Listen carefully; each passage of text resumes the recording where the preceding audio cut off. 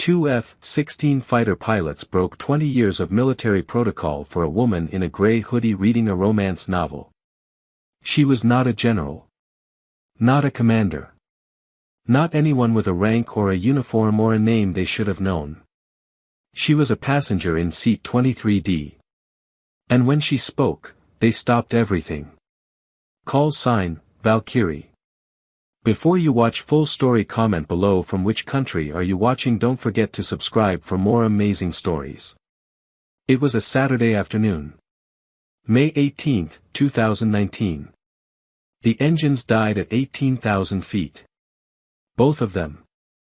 At the same time. With a sound like someone had reached into the sky and switched off gravity itself.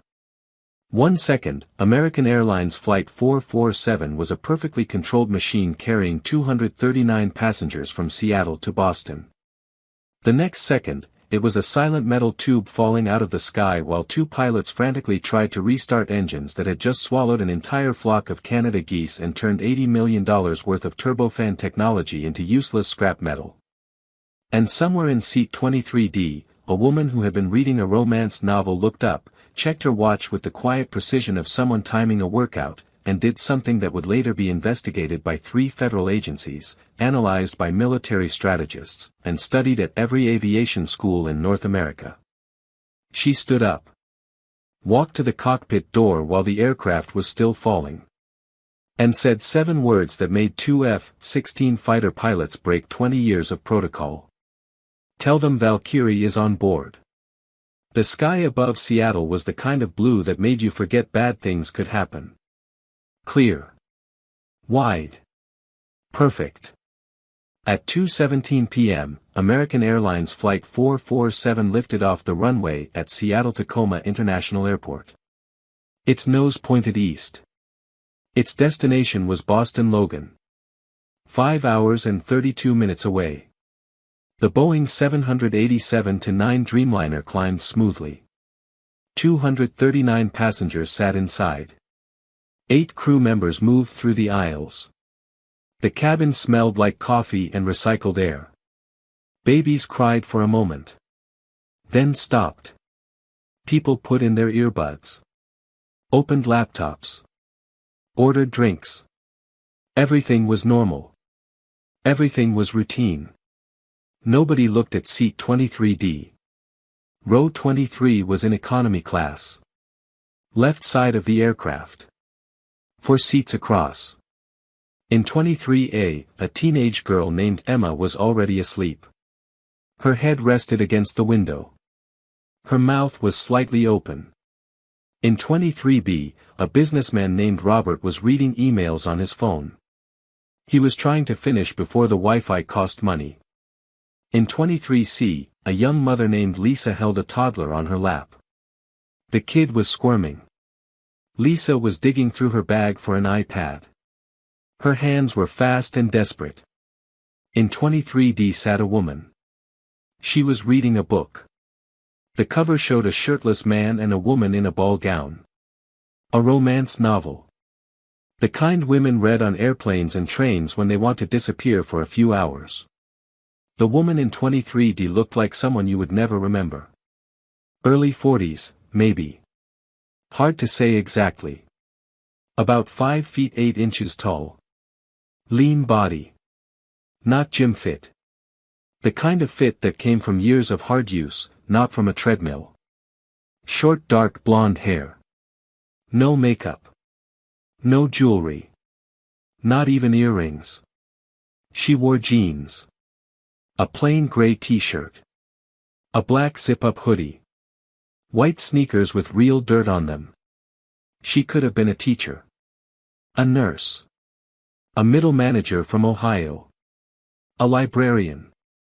Anybody. Her eyes moved across the page slowly.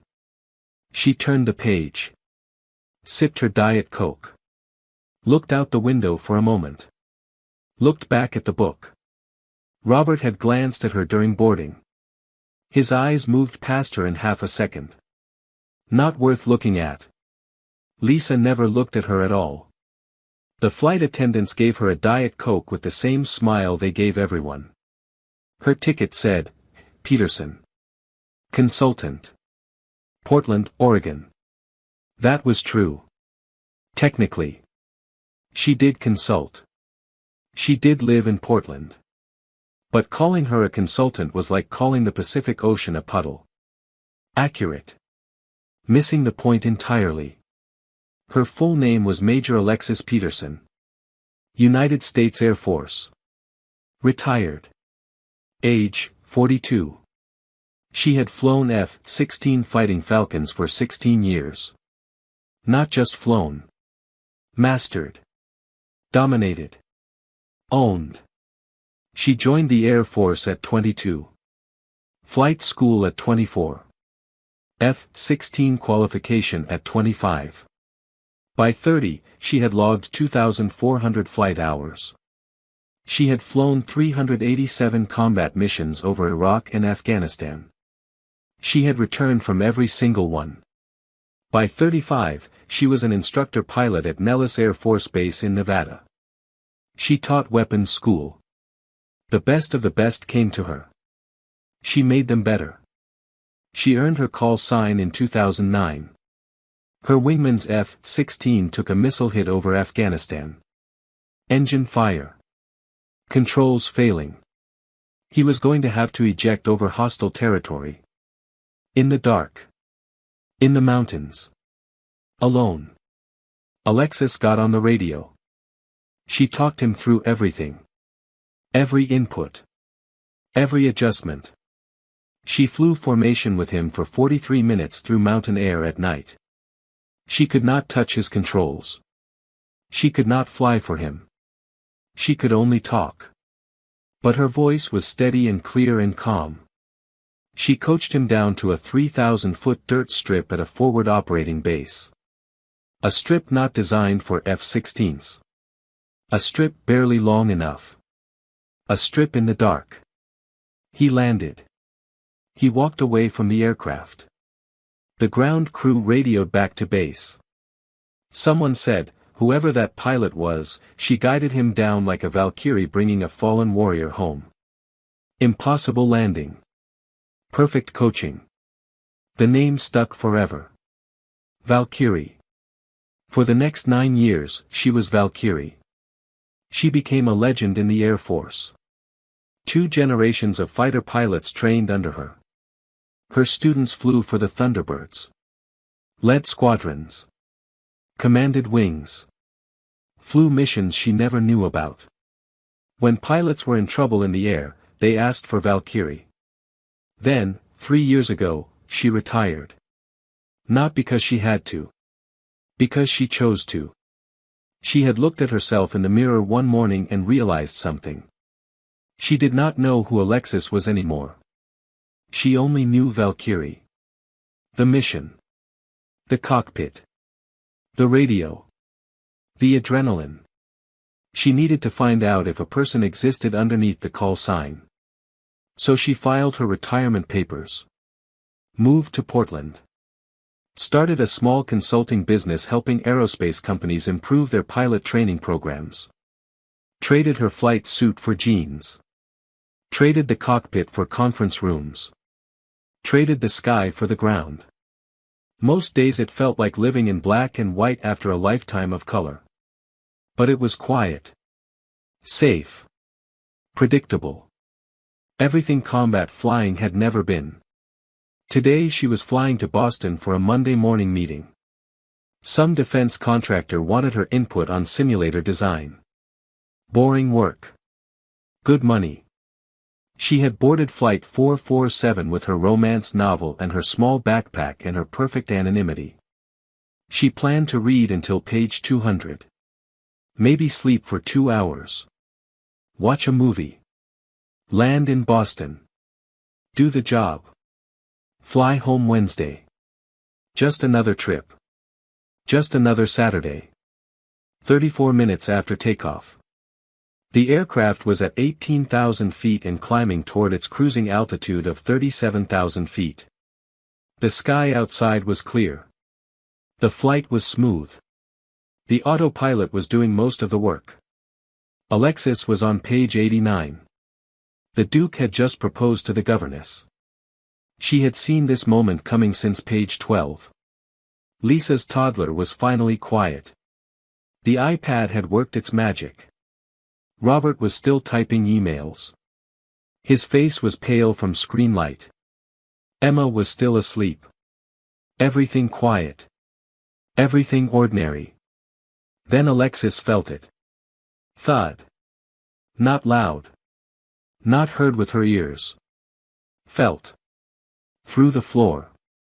Through the seat. Through the airframe itself. A vibration. Wrong. Very wrong. Her hand stopped in the middle of turning the page. Every instinct developed over 16 years of flying activated in 1 second. Thud. Thud. Thud thud thud. Multiple impacts. Fast. Coming from outside. She knew that pattern. She had heard it in training. She had been briefed on it. She had never experienced it herself, but she knew it like she knew her own heartbeat. Bird strike. Her eyes went to the window. She could not see the engines from this angle. The 787's engines hung under the wings, out of her sightline. But she knew what had happened. And then the sound changed. The sound that had been constant since takeoff, the deep, smooth, powerful roar of 2 GE turbofan engines, shifted. Dropped. Fell apart. Both engines. At the same time. The roar became a whine. The whine became a gasp. The gasp became nothing. Silence. Complete, total silence at 18,000 feet. The aircraft was gliding. No thrust. No power. No engine noise. Just metal and gravity and 239 people. Alexis's mind did not panic. It calculated. Dual engine failure. Bird strike ingestion. Both engines hit at the same time. Compressor damage. Flame out. Total power loss. Altitude, 18,000 feet. Total aircraft weight, approximately 400,000 pounds. Glide ratio for a 787, roughly 17:1. That meant for every foot they lost in altitude, they could travel approximately 17 feet forward. 18,000 feet of altitude. 17 times that. She ran the number in her head in under 3 seconds. About 58 miles of glide range. Maybe more. Maybe less. Depending on airspeed. Wind. Weight management. They had to find a runway within 90 miles. She looked out the window. She did not know exactly where they were. She had not been tracking the route. Somewhere over Washington State or northern Idaho. The Cascade Mountains were probably below them. She felt her stomach tighten for just one moment. One single moment. Then it was gone. Think. Calculate. Act. The PA system crackled. A man's voice.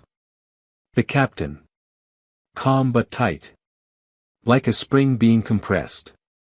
Ladies and gentlemen, this is Captain Williams.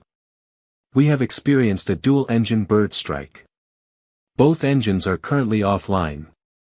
We are working to restart them. We have declared an emergency and are diverting to the nearest suitable airport. Please remain seated with seatbelts fastened. Flight attendants, prepare the cabin for a possible emergency landing. The cabin exploded. Not with fire. With noise. With fear. Lisa grabbed her toddler and pressed him to her chest. The toddler started screaming, feeling his mother's terror without understanding it. Lisa did not know she was crying until she tasted salt on her lips. She looked out the window. The ground was far below. Mountains. Brown and gray and enormous. She looked away fast. Robert dropped his phone. It hit the floor and he did not pick it up. His face went the color of old paper. His hands gripped the armrests so hard his knuckles went white and stayed white. He had a wife at home. 2 kids. 8 and 11. He thought about them now with a sharpness that surprised him. Not their faces. Their sounds. His daughter's laugh. His son's voice when he called him Dad. He had not realized until this exact second how much he lived for those sounds. Emma snapped awake. She looked around the cabin. She saw the faces. She said, "What? What's happening?" "What?" Nobody answered her. She pressed herself against the window and looked down at the mountains passing beneath and then looked away and pressed her face into her hands instead. 3 rows back, an elderly man named Harold was holding his wife Margaret's hand with both of his. They had been married 51 years. They did not speak. They did not need to. They just held on. A young man in a business suit near the back was trying to call someone on his phone. No signal. He tried again. Again. He kept trying long after it was clear it was not going to work. A little girl of about 6, sitting with her father near the window, looked up at him and said quietly, "Daddy, are we going to be okay?" Her father looked at her for 1 second. "Yes," he said. "We are going to be okay." He said it with complete conviction. The way you say things when the only thing that matters is that your child believes you. Passengers were twisting in their seats. Looking out windows. Grabbing each other. Crying. Praying. Some sat completely frozen, which is what terror does to the body when it cannot choose between fight and flight. Alexis sat perfectly still. She listened to the aircraft. The descent rate felt like roughly 1,500 feet per minute. Controlled. The pilots were flying the glide properly. Good. She waited for the restart attempts. Standard emergency procedure, attempt an APU start first. Try windmill restart, use the airspeed to spin the engines and reignite. It worked sometimes. Not always. But you tried. She listened. 10 seconds. 20 seconds. 30 seconds. No sounds of restart attempts. No vibrations from below her feet that would signal starter engagement. Why weren't they trying to restart? 45 seconds. Still nothing. Something was wrong in the cockpit. Something beyond the engine failure. Then the cockpit door opened. A flight attendant stepped out of the cockpit. Her name tag said Patricia. She was in her 50s. She had probably been flying for 25 years. She was the most senior crew member on the aircraft. She had seen things in her career. Medical emergencies. Violent passengers. A fire in a galley over the Pacific. She had handled all of it. She had trained for emergencies since her first year of flying. She had never trained for this. Her face was the color of chalk. Her hands were shaking. She looked at her own hands for 1 second like they belonged to someone else. Then she made them stop shaking by force of will. She was still a flight attendant. She was still crew. These people were still her responsibility. She walked to the PA handset. She took 1 breath. Her voice cracked when she spoke. Just slightly. Barely. But Alexis heard it from row 23. "Ladies and gentlemen, I need to ask. I need to ask for anyone on board with flight experience. Any pilots. Military. Commercial. Private. Any flight experience at all. Please identify yourself to a flight attendant right now." The cabin went completely silent for exactly 2 seconds. Then it got louder than before. Because everyone on board understood what that announcement meant. It did not mean they needed a second opinion. It meant both pilots were down. Patricia stood at the front of the cabin and watched the panic move through the rows like a wave. People grabbing each other. People crying. People calling out questions she could not answer. She was looking for a hand. Any hand. Raised anywhere in the cabin. She saw one. Not raised. Not waving. Not desperate. Just a woman standing up in row 23 with the calm of someone who had been expecting this. Alexis was already unbuckling her seatbelt. She stood up. She stepped into the aisle. Her face was calm. Her jaw was set. Her eyes were focused. Lisa looked up at her with huge, wet eyes. The toddler had stopped screaming and was just whimpering now. Alexis put one hand briefly on Lisa's shoulder. Pressed once. A small thing.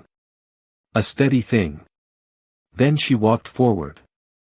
People were turning to look at her. A woman in a gray hoodie. Walking through the chaos like she was walking through her own kitchen. Patricia saw her coming. "Ma'am, please sit down. Both pilots are unconscious." Patricia's face broke. Just for a moment. "Yes. I don't know what happened. They just collapsed. Both of them. One after the other. I've been trying to wake them for the last 2 minutes and I can't." Captain Williams is slumped over his controls. First Officer Chen is leaning back in his seat. Neither one is responding. "Carbon monoxide or fume ingestion," Alexis said. "From the bird strike. When birds go through turbofans at high temperature they sometimes create toxic byproduct gases.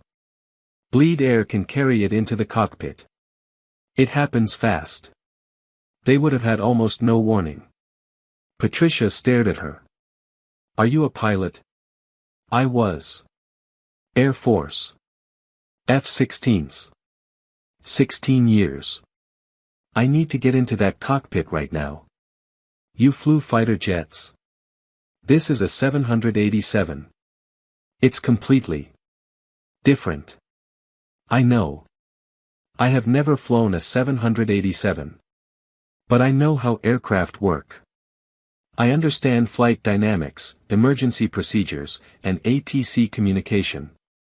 And right now I am the only person on this aircraft who has any chance of helping those 239 people behind me." She paused one beat. "Let me in." Patricia looked at her for exactly 1 second. Then she stepped aside. The cockpit of a Boeing 787-9 Dreamliner was not like a fighter jet. An F-16 cockpit was tight. Narrow. Built for one person. Glass everywhere. Heads-up display directly in front of your face. The seat barely reclined. Your elbows touched the walls. This was the opposite. Wide. 2 seats. Dozens of screens. Hundreds of controls. A dashboard that looked like someone had tried to fit a city's worth of information into a space the size of a dining table. Captain Williams was slumped forward. His forehead was almost touching the yoke. He was breathing. She could see his chest moving. First Officer Chen was tilted back in the right seat. His mouth was open. Also breathing. Also unconscious. The smell hit her immediately. Chemical. Faint but distinct. Like burning oil mixed with something synthetic.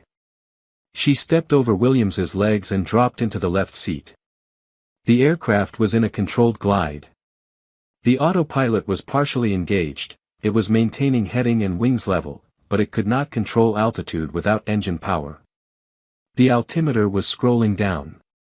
23,700 feet. Descending. She had maybe 14 minutes before they ran out of altitude to work with. She grabbed the oxygen mask from the side of the seat and put it on.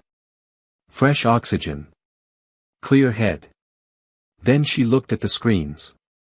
She did not know every system on this aircraft. She had never trained on it. But she could read instruments. She understood what the numbers meant. Airspeed, 287 knots. Heading, 089 degrees. Altitude, 23,400 feet. She found the radio panel. She keyed the transmit button. Seattle Center, this is American 447. Declaring emergency. Declaring emergency. I have assumed control of the aircraft. I need immediate guidance. Static. Then a voice. Male. Young. A little too fast. American 447, Seattle Center copies your emergency. State nature of emergency and number of souls on board. Dual engine flameout from bird strike. Both engines are offline. Both pilots are incapacitated, I believe fume ingestion from bleed air contamination. I am not a commercial pilot. I am a retired Air Force pilot. Requesting vector to nearest suitable runway. I have approximately 16,000 feet of altitude remaining. A pause. Longer than it should have been. American 447, can you confirm, you are not a certified commercial pilot? Seattle Center, I am a retired USAF F-16 pilot with 16 years and 2,400 hours. I am the most qualified person on this aircraft. We have 239 passengers and 8 crew. I need a runway. Right now. Please. Another pause. Shorter this time. American 447, stand by. She heard voices in the background on the ATC frequency. Controlled chaos. Someone was calling supervisors. Someone else was pulling up radar data. She scanned the instruments. Airspeed was good. The glide angle was acceptable. She checked the navigation display and found the route. Found the map. She was over eastern Washington state. The Cascades were behind her. Spokane was ahead. Spokane International Airport. Runway 21R. Long enough. 9,000 feet. She could work with that. She keyed the radio again. Seattle Center, I believe Spokane International is within range. I need a direct vector. I also need emergency services staged. And I need someone who knows this aircraft on the line. The controller came back. His voice was steadier now. Someone senior had taken over. American 447, confirmed. Vector direct Spokane. Turn right heading 125. Boeing has a technical advisor standing by. And. A brief pause. Who am I speaking to? Can you give me your name? She hesitated for just 1 second. Then she said it. Tell them Valkyrie is on board. What happened next took 47 seconds. The ATC controller relayed the call sign to his supervisor. The supervisor's name was Frank DeLuca. 51 years old. 12 years Air Force before joining the FAA. He had been a ground controller at Nellis Air Force Base from 2004 to 2009. He had heard that name before. He did not say anything for 3 full seconds. Just stared at the radio panel. Then he picked up the direct line to NORAD and said 6 words.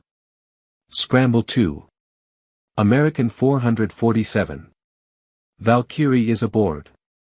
The officer on the other end of the NORAD line said nothing for 1 second. Then, copy. Scrambling now. At Fairchild Air Force Base, 16 miles west of Spokane, the alert klaxon went off at 3:09 p.m. Captain James Morrison was in the ready room eating a sandwich when the alarm hit. He was on his feet in 4 seconds. Running in 6. He did not finish the sandwich. He did not think about the sandwich again for 3 days. Captain Dana Chen was already suited up, doing pre-flight paperwork at her desk. She heard the klaxon and was moving before the sound finished. They suited up in under 90 seconds. Helmets on. Oxygen checked. They ran across the tarmac to their aircraft. The ground crews had the canopies open and the engines on external power before the pilots even reached the ladders. Morrison climbed in. Strapped in. His hands moved across the cockpit automatically. Checks that took most pilots 3 minutes took him 40 seconds. His hands knew where everything was without looking. Chen was 30 seconds behind him. Her engine was already spooling. Falcon 1, ready, Morrison said. Falcon 2, ready, Chen said. Tower cleared them immediately. No hold. No wait. Straight to the runway. They were airborne in 5 minutes and 41 seconds from the moment the klaxon sounded. Morrison pushed the throttle forward and felt the F-16 climb hard. The Cascades fell away beneath him. Eastern Washington opened up. Flat. Brown. Enormous. He got the situation report in his earpiece as he climbed. American Airlines 447. Boeing 787.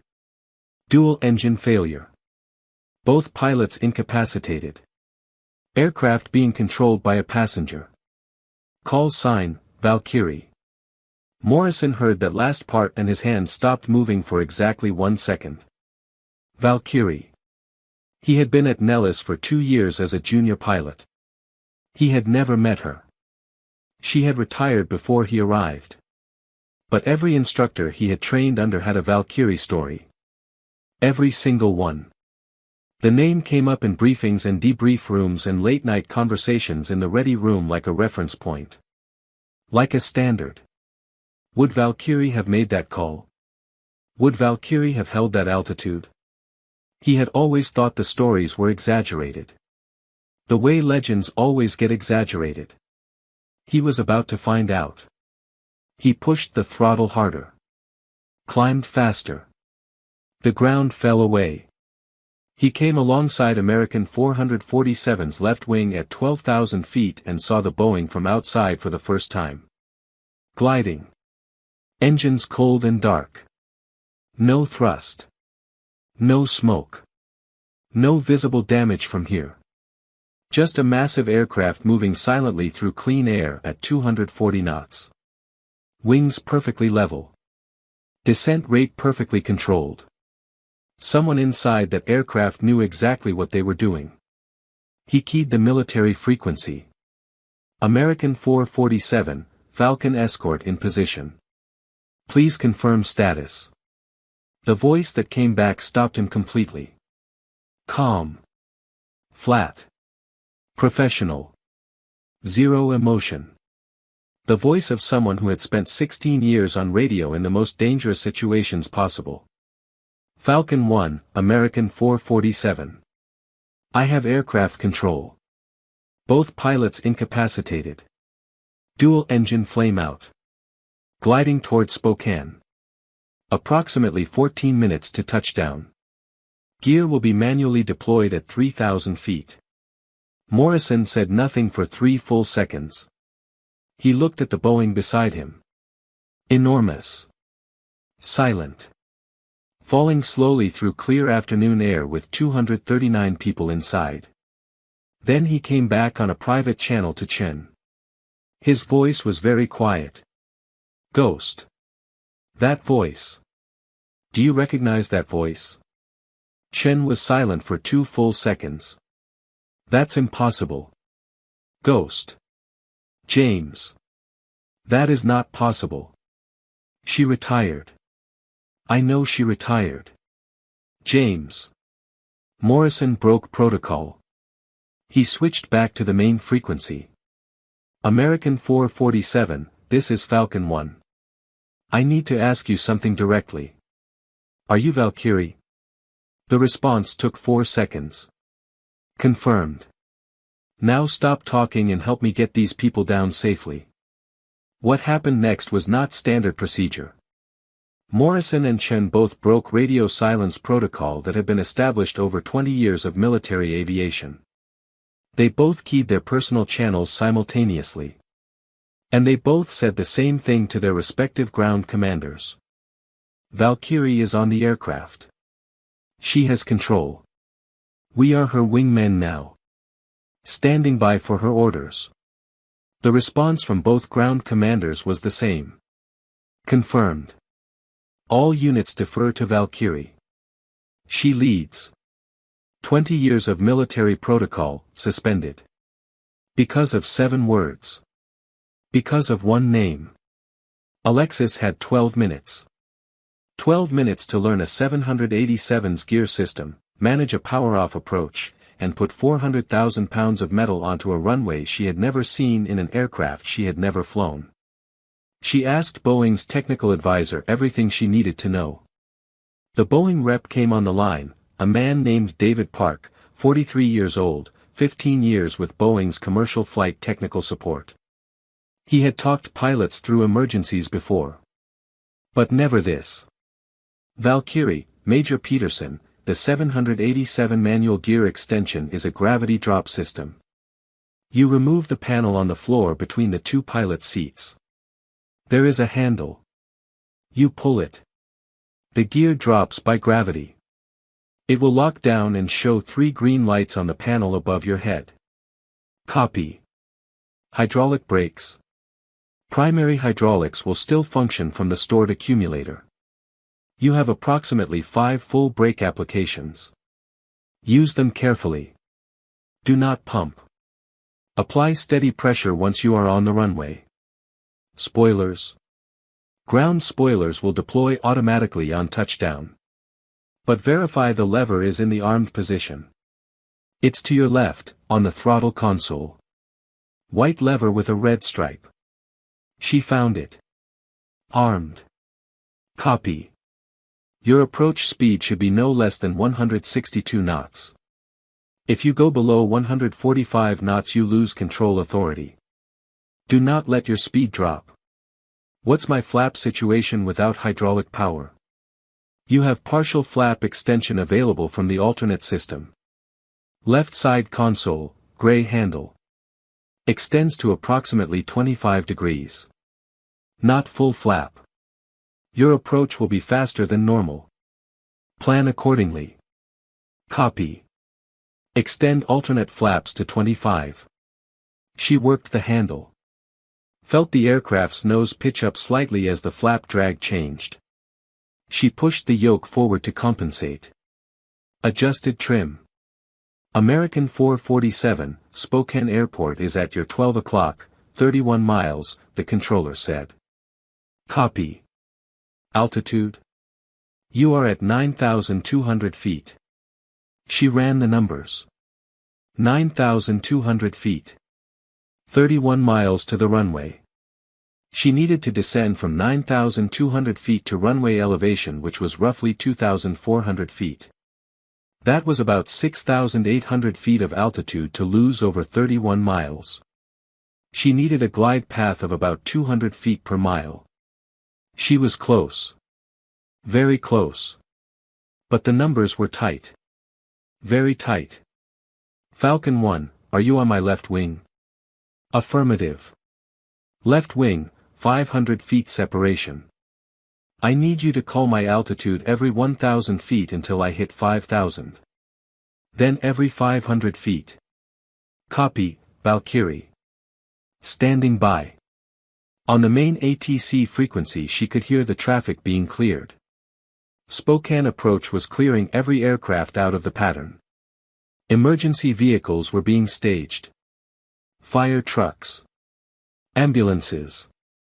Every runway light was on at full intensity. 239 people behind her. She thought about them once.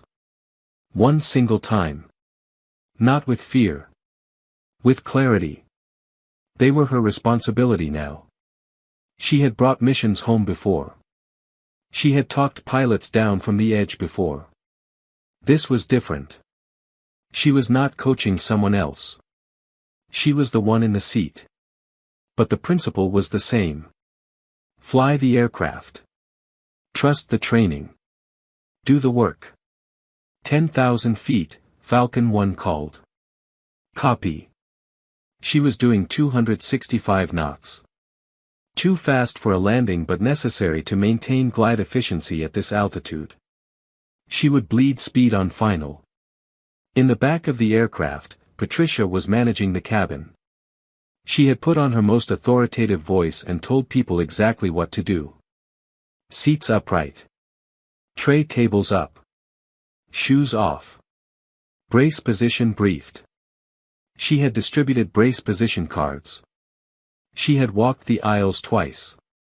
People were crying. Some were praying.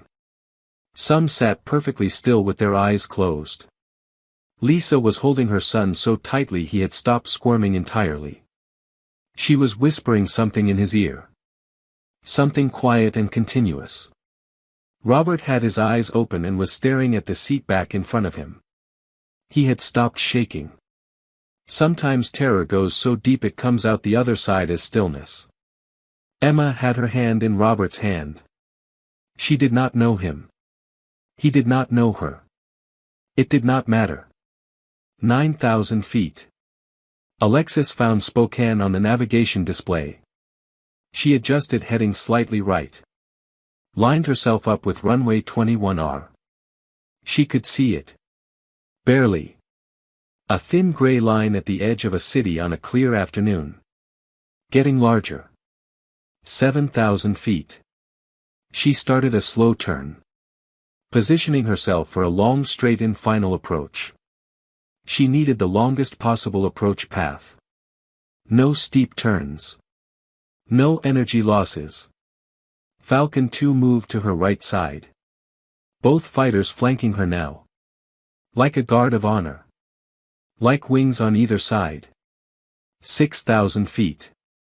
She deployed the gear. She removed the panel between the seats. Found the handle. Pulled.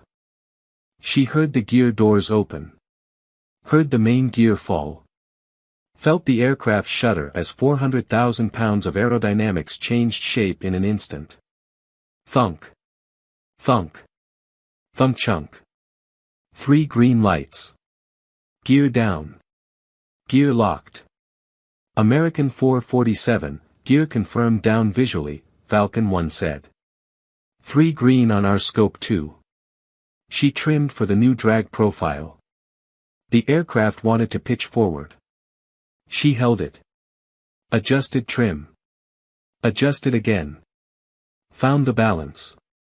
Airspeed, 218 knots. Slowly decreasing. Good. 5,000 feet. She was on final approach. The runway was clear ahead of her. 9,000 feet of concrete. Wide. Bright. Lined with emergency vehicles. She could see the lights from here. 4,500 feet. She needed to be at 162 knots minimum. She was at 201. She needed to lose 40 knots without losing too much altitude. 4,000 feet. She raised the nose slightly. Used the increased drag from the gear and partial flaps. Let the speed bleed off. 190 knots. 3,500 feet. 173 knots. She was lined up. She was at the right altitude. She was at the right speed. But she was too high. The glide slope was too shallow. She was going to float over the runway threshold and land 2,000 feet down the pavement. Falcon 1. Am I too high? A pause. Affirmative. You are approximately 200 feet above a normal glide slope. You may overshoot the threshold. She thought for half a second. She could sideslip. Use crossed controls to increase drag without increasing speed. An old technique. Used in light aircraft all the time. Used in F-16s in emergencies. Had anyone ever sideslipped a 787? She had no idea. She was going to find out. She applied right rudder. Left aileron. Crossed controls. The aircraft yawed left slightly and slipped sideways, increasing drag massively. The altimeter dropped faster. Better, Falcon 1 said. You're coming down. She held the sideslip for 11 seconds. Then straightened out. Glide path, correct. Speed, 167 knots. 5 above minimum. Good. 3,000 feet.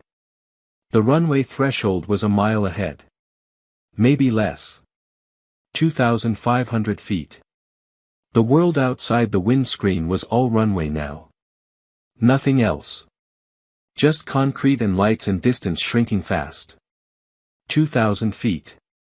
162 knots. Right on the edge. She held her breath for half a second.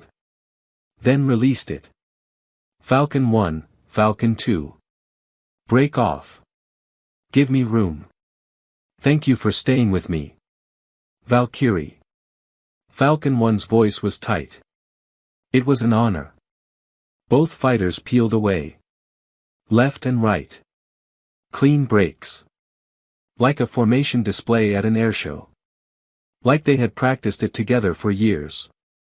She was alone now. 239 people and the runway. In the cabin, nobody was screaming anymore. That was the strange thing.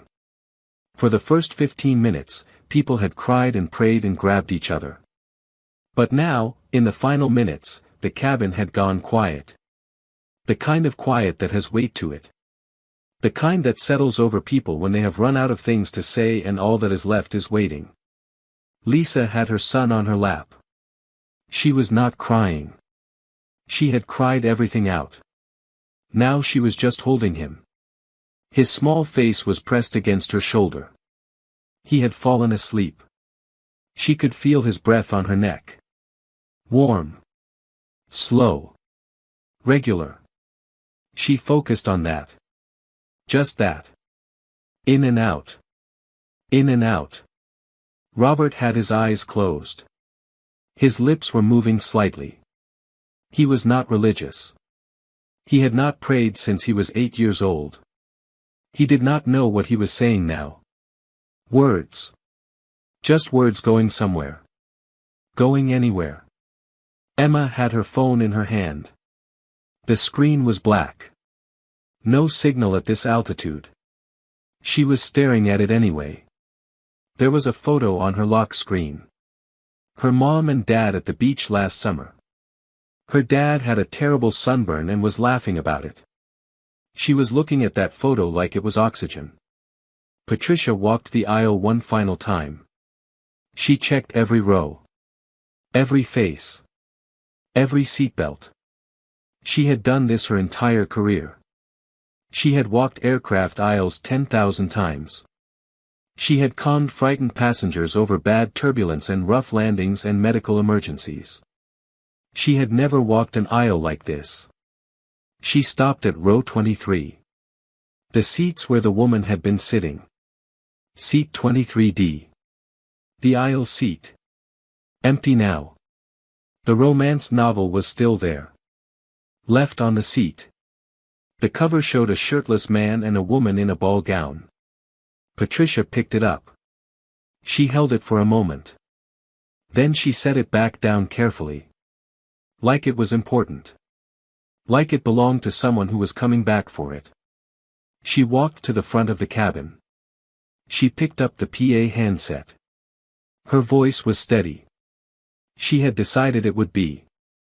Whatever happened in the next 60 seconds, her voice would be steady for these people. Ladies and gentlemen. We are 60 seconds from landing. Heads down. Brace position. Hold on to each other. She set down the handset. She took her jump seat. Buckled her harness. Put her head down. And she said one thing, quietly, to no one. Bring them home, Valkyrie. 1,500 feet. She lined up precisely on the center line. Her hands were steady. Her breathing was slow. This is what 16 years felt like. 1,000 feet. She raised the nose slightly. Flared. 500 feet. 162 knots. She was going to touch down fast. She needed runway. She was going to use it. 200 feet. The runway rose toward her. 100 feet. She held the flare. Held. Held. The main gear touched. Hard. Not graceful. But controlled. The aircraft hit the runway at 158 knots and the ground spoilers deployed instantly, slamming drag onto the aircraft like a wall. She pushed the brake pedal hard. Steady pressure. Not pumping. Steady. The aircraft decelerated. Hard. Fast. 150 knots. 130, 110. She had 6,000 feet of runway left. 90 knots. 70. 4,000 feet remaining. 50 knots. 35. 2,500 feet remaining. The aircraft rolled to a stop. She sat for 1 second. Eyes forward. Hands on the yoke. Then she released the transmit button and said, quietly, to no one in particular. American 447 is on the ground. All passengers and crew safe. The emergency vehicles reached the aircraft in 45 seconds. The door opened 3 minutes later. Paramedics boarded first. They went directly to the cockpit. Captain Williams and First Officer Chen were lifted out carefully. Both were taken to Sacred Heart Medical Center. Both recovered fully. Carbon monoxide poisoning. Serious but survivable. Both were back in the air 6 months later. The passengers came off the aircraft in a continuous stream. Lisa walked off holding her toddler. She was crying. The toddler was eating a cracker. Robert came off and sat on the ground next to the aircraft stairs and put his face in his hands for a while. Emma came off and immediately called her mother and said nothing intelligible for several minutes. Patricia came off last, after her crew. She looked back at the aircraft for a long time. Then she turned and walked away. The last person to leave the aircraft was Alexis Peterson. She came off the stairs carrying her small backpack and her romance novel. Her hoodie was zipped up. Her sneakers were still dirty. There were cameras at the gate. News crews had arrived fast. 3 networks. Smartphones everywhere. She stopped at the bottom of the stairs. A junior FAA official was waiting with a notepad. He looked nervous. "Ma'am, I need to." "I know. I'll talk to whoever you need me to talk to. I'll file whatever reports you need. But right now I need a minute." She looked out across the tarmac. The 2 F-16s had landed at Spokane and were parked on the military side of the airport. She could see them from where she stood. 2 pilots were walking across the tarmac toward her. Flight suits. Helmets in their hands. Walking fast. Falcon 1, Captain Morrison, was tall. Late 20s. He stopped about 5 feet away and looked at her. His face was something between awe and disbelief. "You're her," he said. "You're actually her." "I'm Alexis Peterson," she said. "My flight instructor at Nellis," he said. "He talked about you constantly. He flew with you in Afghanistan." "Who?" "Reeves. Lieutenant Colonel Derek Reeves. You talked him down to FOB Shindand in 2009. She went very still. "He called you Valkyrie for the rest of his career," Morrison said. "He said you had the calmest voice he'd ever heard in a cockpit. He said he could hear your voice in his head on every hard landing after that." He paused. "He retired last year. I'm going to have to call him tonight." Falcon 2, Captain Dana Chen, was younger. She had not spoken yet. She was looking at Alexis with a very specific expression. The expression of someone who had spent years hearing stories about a legend and was now standing in front of that legend on a Tuesday airport tarmac. "I've read everything about you," Chen said. "Everything unclassified. I wanted to fly like you." "You probably already do," Alexis said. "You fly F-16s. You're doing fine.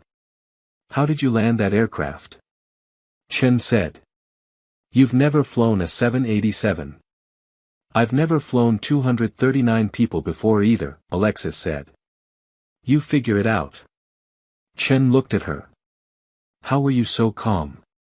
Alexis thought about that for a moment. I wasn't calm, she said. I was focused. There's a difference. Calm is when nothing is wrong. Focused is when everything is wrong and you decide that the problem matters more than the fear. Chen nodded slowly. She would think about that sentence for years. Alexis shook both their hands. Firm. Brief. Thank you for staying with me up there, she said. Both of you. We were your wingmen, Morrison said simply. That's what wingmen do. She looked at him for one moment. Something crossed her face. Something old and complicated and not quite sadness. Then she picked up her backpack and her romance novel and walked toward the terminal. The NTSB investigated the incident for 7 months. The official report was 214 pages long.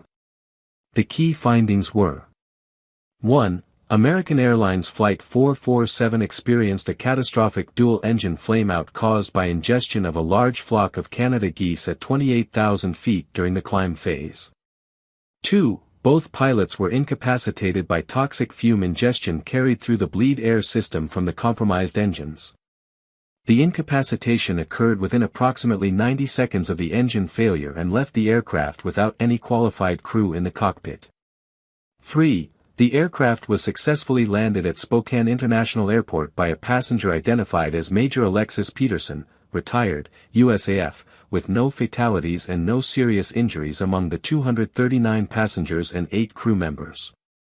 4. The landing was accomplished with zero engine power, manual gear extension, partial hydraulic brakes, and a manually executed side-slip correction to address an above glide path approach situation. 5. The NTSB found no regulatory framework under which a situation like this had been anticipated or for which procedures had been established. The report's final paragraph read, "The safe outcome of Flight 447 was the result of exceptional airmanship, superior aeronautical knowledge, rapid situational assessment, and decisive action under extreme pressure by an individual with no type rating for the aircraft involved." The board notes that no training program, checklist, or protocol can fully account for the human factor demonstrated in this event. The FAA launched a review of bleed air contamination procedures for dual-engine bird strike scenarios. Boeing launched a review of the 787's fume detection systems. The Air Force did not launch any review. They already knew what Valkyrie could do.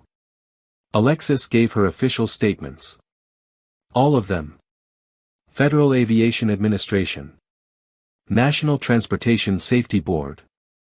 Department of Defense. American Airlines. She sat in every conference room and answered every question and never made it about herself. She had one request. She asked that the 2 F-16 pilots, Morrison and Chen, be officially credited in the incident report as having provided essential escort and situational support. They were.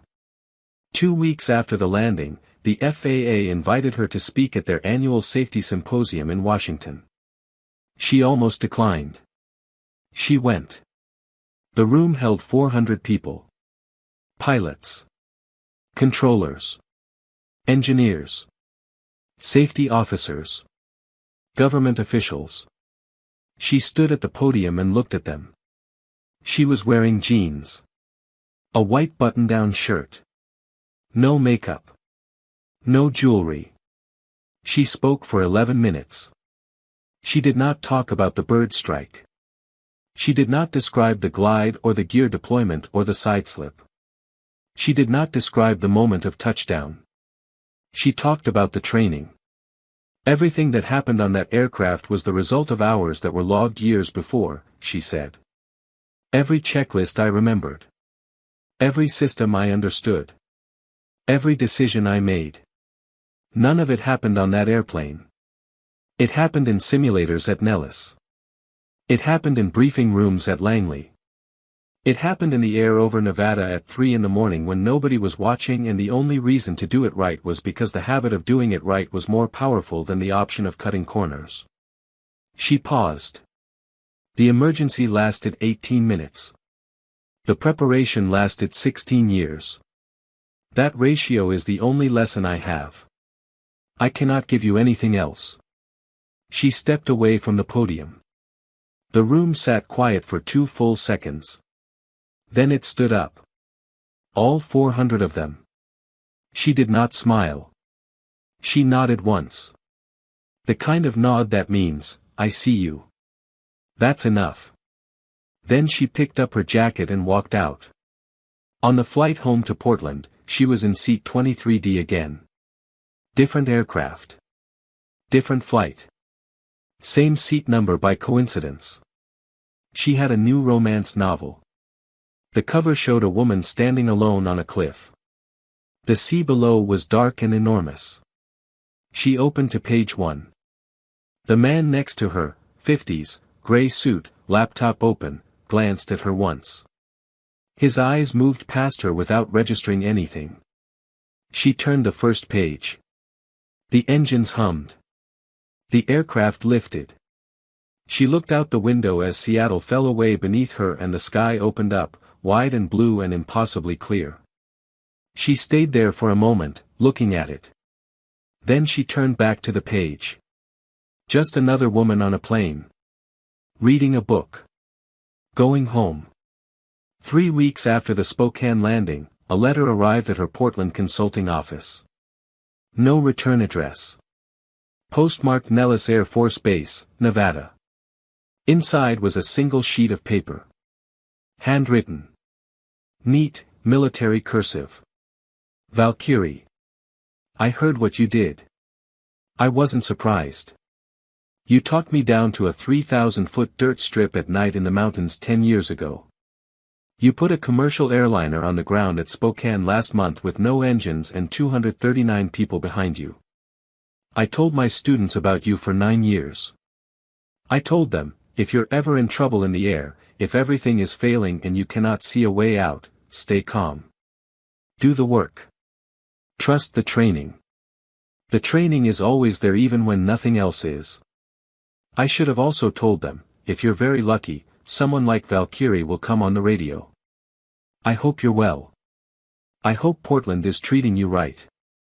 I hope you know that 2 pilots who don't know your name are alive because of you, and they fly better because of the way they fly now, and their students will fly better because of them. That's how it works. That's the chain. Derek Reeves, Lieutenant Colonel, USAF, retired. She read the letter twice. She folded it.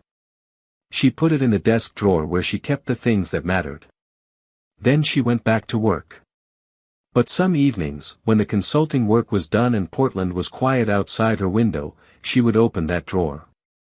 She would not take the letter out. She did not need to read it again. She had every word memorized by the 3rd day. She would just look at it. The folded white paper. The Nellis postmark. The neat military cursive visible through the fold. She would think about the chain. 2 pilots alive in Afghanistan because she talked them down. Those pilots training others.